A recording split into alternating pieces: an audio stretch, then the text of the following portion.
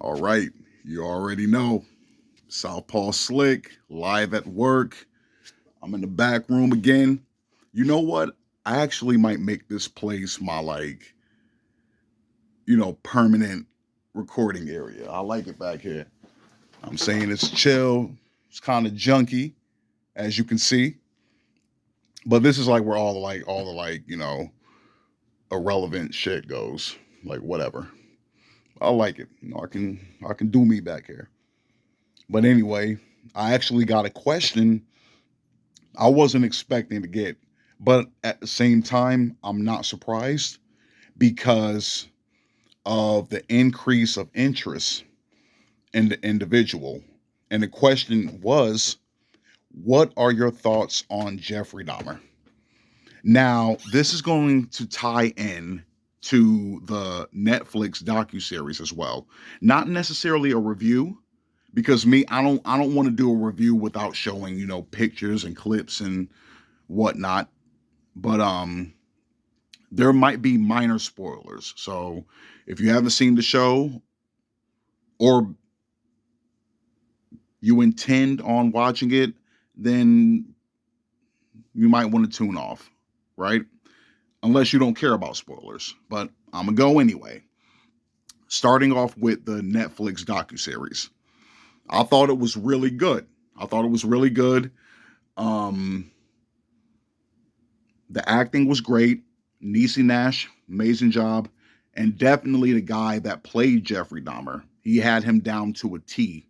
Like you can really tell he studied the guy in and out because I'm saying he had the mannerisms down. He had that cold, emotionless, um, monotone delivery when he spoke outside of the club, of course. But we're going to get into all of that. Um, the visuals were decent. I mean, yeah, like there was like disturbing imagery, but it wasn't too much. Um, like the gay stuff, it wasn't overbearing, which I'm definitely thankful for. But that's not really the focus on him, really. It's like him being gay. Like him being gay was a part of his lifestyle, but it wasn't like the character. Like that's all he was. You know what I mean? And there was a little bit of comedy in it, like at least maybe unintentional comedy.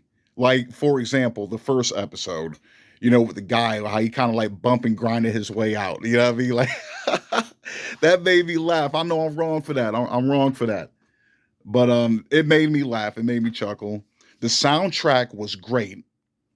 Great selection of music. I'll give them that. I'll definitely give them that. But overall, I thought the show was really good, and I highly recommend it. Now I know the release of this show um probably reopened some emotional wounds for the victims' families and the LGBT community at the time.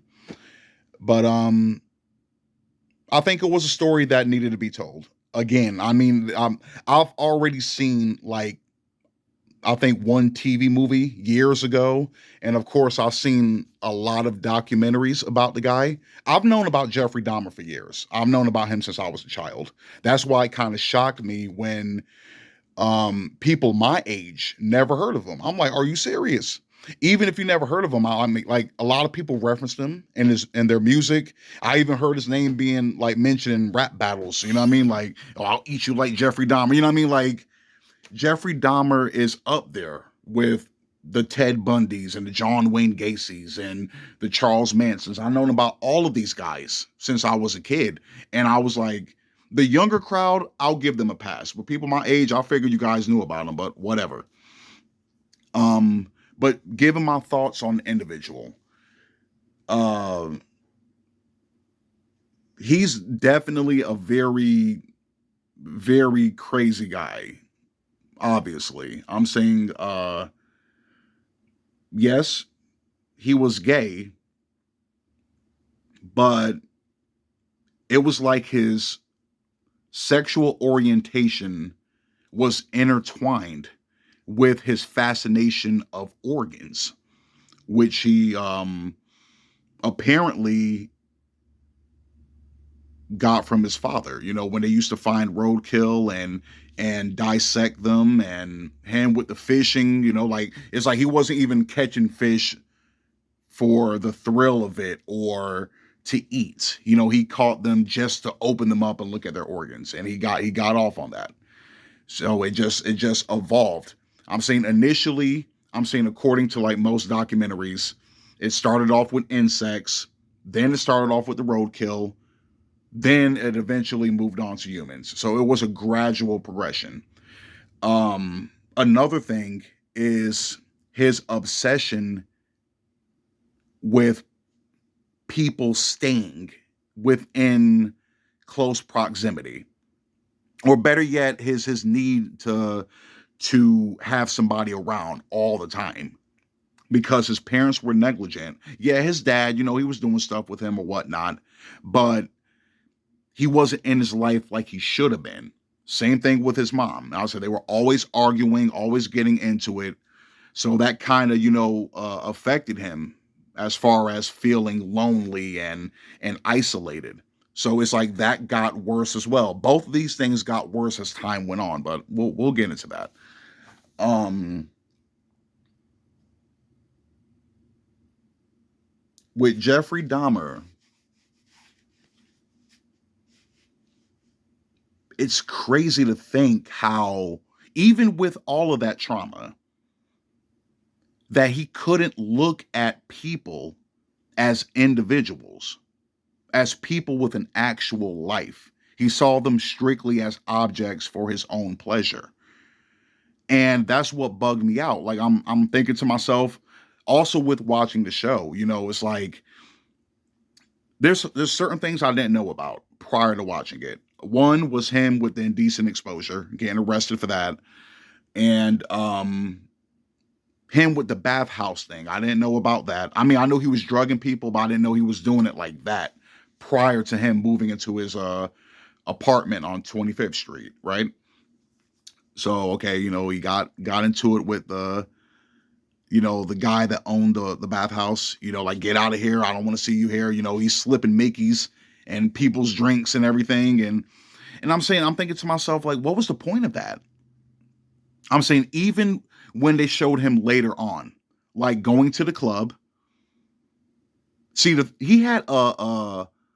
he was a true ambivert because he was kind of shy and reserved, but he also was very witty and quick-minded when it came to, shooting his shot with the guys at the club, right? And he was bagging them. He was, I'll give him that. He was bagging these dudes. I'll say, yeah, he tricked off a little bit, like, oh, like I'll pay you like to come back to my place and take some photos, and they came along, right? But he also got dudes that genuinely wanted to go with him. So I'm thinking to myself, what was the point of drugging them? Usually when you drug somebody, I'm assuming, I'm assuming when you drug somebody, that's because they're an unwilling participant, right? I'm saying you can't get them to give you consent.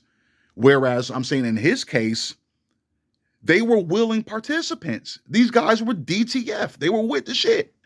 So there was no point in drugging them. You know what I'm saying? Like, I thought that was crazy. Like, but that wasn't the main purpose of him doing that. The main purpose of him doing that was so they can stay. He didn't want them to leave. That was it. Like, and that's what I was saying about him seeing them as objects. Because I'm saying he could have established healthy relationships with these guys, even if it was a sexual fling. I'm saying if the guys wanted to leave, it's like, like, let's do this again. Like, we can meet up next weekend, or, we can meet up during the week, like, he could have did something like that. But no, he had to have them there because of that isolation thing kicking in. He didn't want them to leave. And that's what made him resort to killing and, preserving these guys' organs and their limbs. He just wanted a piece of them. And then eventually indulged in cannibalism. That's what I'm saying. He just wanted these guys to be a part of him or stay with him no matter what. And then he even like started drilling holes into people's head and putting acid inside of it. Basically, he wanted to corrupt their brain to permanently keep them inebriated. Basically, a live-in zombie that he can, have his way with. That's what he wanted. He didn't look at them as people that had a fucking life. Like, dog, I got a job. I'm going to school possibly. Like the dude, the deaf guy, which was probably the one he could have had the best relationship with, because the way it was delineated in the show, it looked like he was a guy that was genuinely interested in getting to know him. And even when he was like leaving, he thought about whacking this dude across the head with the hammer. But he stood by or held it off for the time being. And he's like, I'll come and see you. I promise. I'll see you next weekend. And that should have been okay. But you just have to have them there no matter what. That's why I'm saying you got a fucking life. You got to pay your rent. You work at the chocolate factory. You don't think these guys have to do the same shit? You know what I mean? Like, I thought it was stupid. Just looking at it from a normal person perspective. I'm saying the deaf guy, that could have been his best relationship. And I'm saying, in somebody with a handicap, they're usually more appreciative when somebody gives them a chance and looks past it. So I'm saying they found a way to work around it. Like, yeah, I don't know any sign language, but we can, like write messages on the notepad and later on maybe on fucking cell phone or whatever. You know what I mean? It could have been a healthy relationship for him, because that was obviously a guy that was interested in being with him. So he didn't have to resort to doing what he did. Even when he killed his first victim back at his childhood home, which is another form of negligence. His father left and went on with his life with another woman. His mom left with his brother, and he was there by himself. No guidance, no supervision whatsoever. He was there getting drunk and finally, went after the hitchhiker that he was looking at for a while. Things didn't go the way he wanted it to. Killed the guy. Inadvertently killed him, from his point of view. So I'll take it as that. I'll say he didn't need to do that. It was unnecessary. Like, the guy, he just wanted to go to the fucking concert. You know what I mean? Like, damn. But once again, he didn't want anybody to leave him because his parents left him. Right? But I'm thinking to myself, even when he was going on about his, sexual escapades, I'm saying he spoke very eloquently. He was an intelligent guy. He was witty. He knew how to talk to people. He was a great orator, maybe in more than one way. That's what I'm saying. Like, he could have been a normal dude, but all of the childhood trauma, his obsession with organs, it just got twisted and made him descend into a state of madness.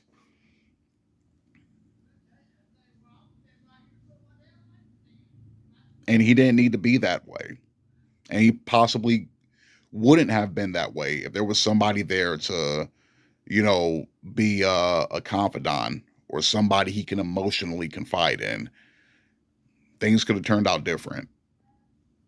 And I know I said, like, a lot of people saying like the show is, glorifying, romanticizing, celebrating the guy. And I don't look at it that way.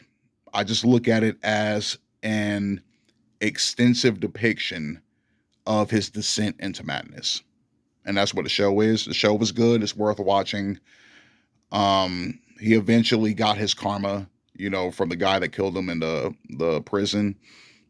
And it's a tragic story, definitely for the victims and also for him. I'm not necessarily, uh feeling bad for him, but I get it. That's why I'm saying the show was more so, instead of like feeling bad for him, it was more so just a way for them to show us how he became the way he became. Just gave us a better understanding of that. And that was pretty much it. Like that's how I feel about Jeffrey Dahmer. He's a sick, twisted piece of shit, but we see why he became that piece of shit. Definitely feel bad for the victims. I feel bad for their families. And hopefully this is not a guy that's going to be glorified or celebrated. Definitely memed out. I've been seeing a whole lot of funny ass memes online, but I'm saying it's not really a joking matter. But